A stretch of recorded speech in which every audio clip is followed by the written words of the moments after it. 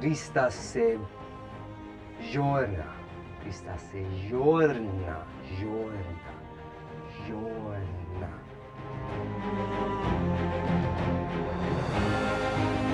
Ai, risat, giorna. Ritzas. Ritsas. Excuse me, pardon my Valyrian. A little rusty. The long night is finally here. Indeed. Sona Ramastan.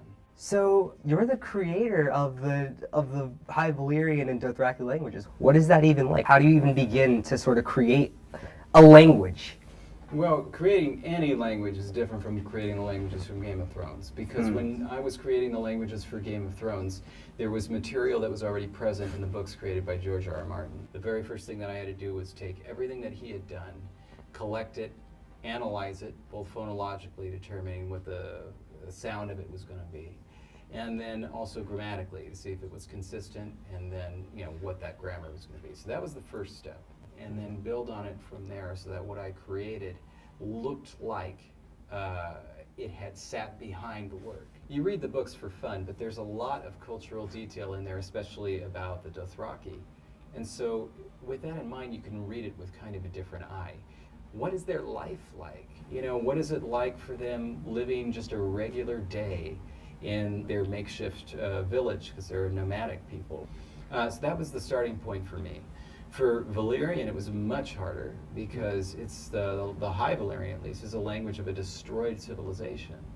What you hear about them is through the perspectives of characters that are talking about a civilization they've never seen, but have only heard of in rumors. So that made it a little difficult, but it's also a fun and interesting challenge. It's almost like you create a story for these cultures. The stories within the stories, right? Of like the different sort of peoples and how they've interacted. Now, I'm a huge fan of tabletop games, and I was wondering if you could help me out with sort of a dilemma that I've been having personally in my own world building experiences with Dungeons and Dragons, a campaign in particular. I'm trying to create a local sort of like vampiric language. I was wondering if you had any sort of advice for the first-time conlanger at all. Let me ask you this: are they immortal? Ooh, let's say yes. Yeah, because that is going to be actually an important thing to consider for a language, because language users, all that we know, are not immortal. And so that's one of the reasons that languages keep evolving and changing, is because new people are born and the others die off, right? So in this case, it's like, are they actually just going to be able to speak the language the exact same way it was spoken 500 years ago? Also, how are new people coming into this society? Are they being bitten? And if so, does that mean they have to learn the language? How do they do it?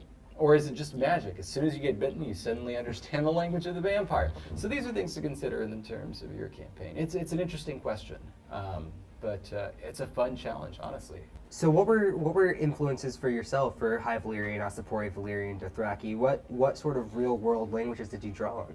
When it comes to High Valyrian, I know that George R. R. Martin had some really specific wishes for that language. In his mind, a lot of people's mind in the West, like Latin and ancient Greek, have kind of a magisterial quality about them. And that's really what he wanted for the High Valyrian language. Anytime I had a question where it's like I'm creating a word and I'm saying like to myself, oh no, that's way too pretty. It's like I would always say, nope, go with it. Pretty it up. Make it a unicorn. That's what the fans want. That's what they're expecting. And how much have you expanded the language now in the Duolingo course? And how fluent could somebody get? Like, how fluent could I get if I were to finish the entire course? You're going to get pretty good at getting a handle on the verbs, which, of course, for any language, the verbs are the engine that drive the train. It doesn't matter the language. The verbs are hard to learn in every language.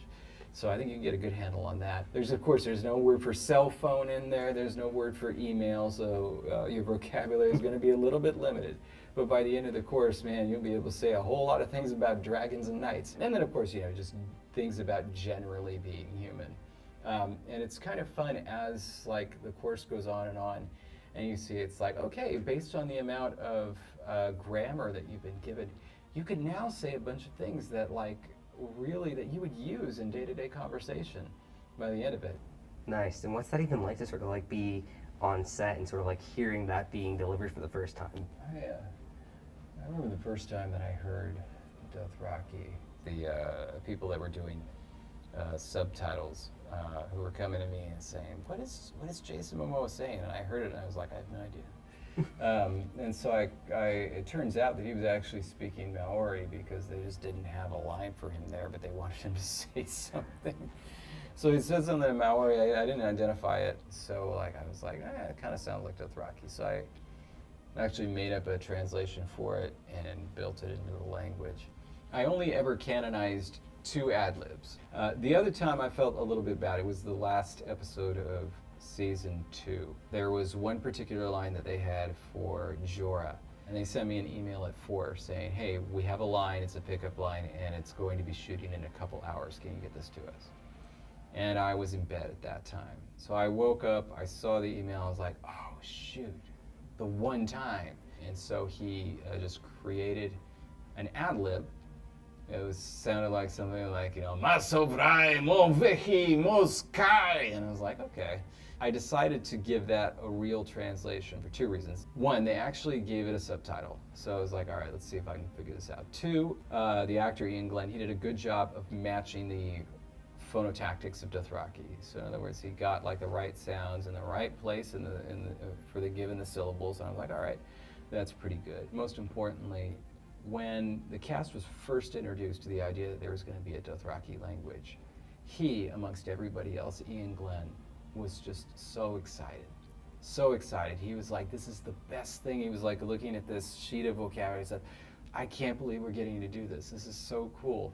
And I was like, you know what, for you, buddy, I'm going to do this. I want to make sure that you had a little stamp in the Dothraki language. I'm doing it. And David, if it's all right, I'd love to ask you a couple of questions in High Valyrian myself. Okay. Yes. Sees. So, Jeda Jenka skorają masistas. Valadaruniginis. A man knows nothing. Well then. And for the second question. Duo demas eigen con demalon costas. Uya prielax. In other words, I don't think anybody sits on the Iron Throne. I think it's going to be destroyed at the end of the series. That's my hope. That's my hope. I will say, again, I don't know. I don't know at all. But that is my fondest hope. That's what I've hoped since the beginning of the series. Oh, and it looks like we have one special viewer question. How do you say it looks like you've missed your High Valyrian lesson today in High Valyrian? Are you kidding me? That's amazing. Ritsas rakiros, hello friend. I'm sorry, I swear I'm really trying to keep up with my streak. Sorry.